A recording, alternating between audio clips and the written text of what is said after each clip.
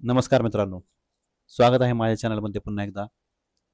आजकाल स्क्रोलिंग आणि शॉर्ट कंटेंटमुळे पुस्तक वाचणं कठीण वाटू लागलं आहे. पण एक चांगलं पुस्तक तुमचा विचार करण्याचे दृष्टिकोन बदलू शकतं. जर तुम्हाला पुस्तक वाचायची आवड असेल किंवा तुम्ही पुस्तक वाचायचा विचार करत असाल आणि कुठून सुरू करावं हे कळत नसेल, तर आजचा व्हिडिओ हा तुमच्यासाठी आहे. आज मी तुम्हाला वेगवेगळ्या जॉनर्समधील बिगिनर फ्रेंडली मराठी बुक्सचे रिकमेंडेशन देणार आहे. यामध्ये आपण अवघड भाषा नसलेले, कमी पेजेस असलेले, शॉर्ट स्टोरीज आणि इंटरेस्टिंग रायटिंग असलेले बुक्स निवडणार आहे. ज्याने की आपल्याला रीडिंगची आवड निर्माण होईल. जर तुम्ही बिगिनर असाल, तर तुम्ही मोठे साहित्य काही निवडू नका. ज्याने तुम्हाला वाचायला त्रास होईल, परत तुमचा इंटरेस्ट त्यातनं निघून जाईल. असे पहिल्यांदा पुस्तकं निवडा, ज्याने तुम्हाला रीडिंगची आवड निर्माण होईल. जर तुम्हाला इमोशन, रिलेशनशिप किंवा लाईफ एक्सपिरियन्सेस वाचायला आवडत असतील, तर नक्कीच तुम्ही वपू काळे यांचं पार्टनर, वि. स. खांडेकर यांचं अमृतवेल आणि व्यंकटेश माडगुळकर यांचं बनगरवाडी ही पुस्तकं वाचायला विसरू नका. ह्या पुस्तकांमध्ये जसं लिखाणशैली आहे, जसं वर्णन केलं आहे, ते सर्व डोळ्यासमोर उभं राहतं.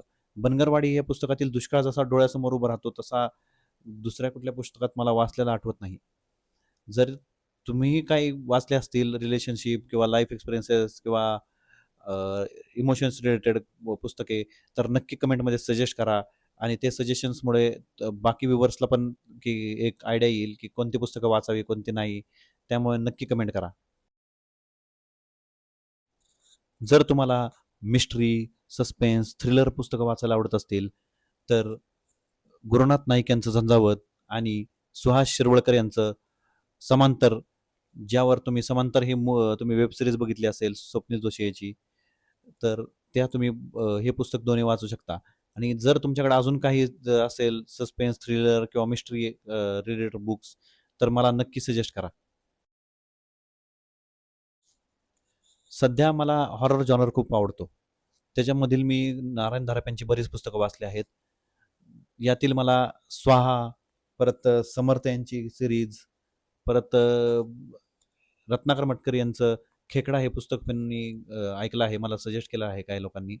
तर या हॉरर जॉनरमधील तुम्हाला कोणती अजून पुस्तकं माहिती आहेत, जे मी वाचून तुम्हाला रिव्ह्यू देऊ शकतो किंवा जे बाकीच्यांनी पण वाचावे असं तुम्हाला वाटत असेल, तर ते नक्की कमेंट करा. जर तुम्हाला मायथॉलॉजिकल किंवा पौराणिक कथा वाचायला आवडत असतील, तर नक्कीच तुम्ही शिवाजी सावंत यांच्या युगंधर आणि मृत्युंजय ह्या 2 कादंबऱ्या वाचू शकता. ह्याही खूप मोठ्या आहेत, पण तुम्हाला वाचायची सवय लागल्यावर ह्या तुम्ही वाचू शकता किंवा तुम्हाला मायथॉलॉजिकल गोष्टींमध्ये कर्णाच्या लाईफमध्ये किंवा कृष्णाच्या लाईफमध्ये जर तुम्हाला इंटरेस्ट असेल, तर तुम्ही ह्या नक्कीच पूर्ण वाचाल. या व्यतिरिक्त तुम्ही रावण राजा राक्षसांचा हे शरद तांदळे यांचं पुस्तक वाचू शकता, जे की रावणाच्या तोंडूनच रावणाची कथा सांगतं, ज्यात तुम्ही एक वेगळ्याच पर्स्पेक्टिव्हने रावणाला बघता. परत सत्यार्थ नाईक यांचं महागाथा एक पुस्तक आहे, ज्याच्यात शॉर्ट स्टोरी आहेत, ज्या हिंदू पौराणिक स्टोऱ्याज आहेत, त्या सगळ्या ह्याच्यात आहेत आणि त्या शॉर्टमध्ये दिलेल्या आहेत. त्यामुळे हे बिगिनर फ्रेंडली खूप पुस्तक आहे. हे तुम्ही नक्कीच वाचा, जर तुम्हाला मायथॉलॉजिकल कंटेंट आवडत असेल वाचायला तर. रीडिंगची सुरुवात करण्यासाठी ह्युमर हा बेस्ट जॉनर आहे.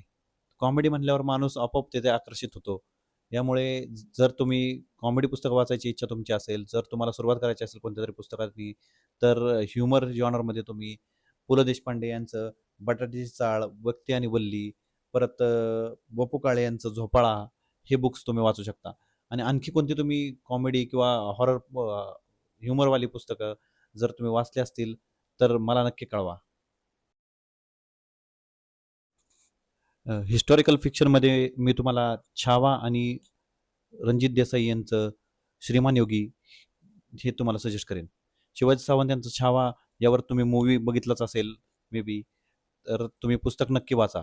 हे दोन्ही पुस्तकं खूप मोठी आहेत, पण तुम्हाला जर हिस्ट्रीची खरंच आवड असेल, तर तुम्ही हे वाचताना तुम्हाला कसं ते पुस्तक संपलं तेही कळणार नाही.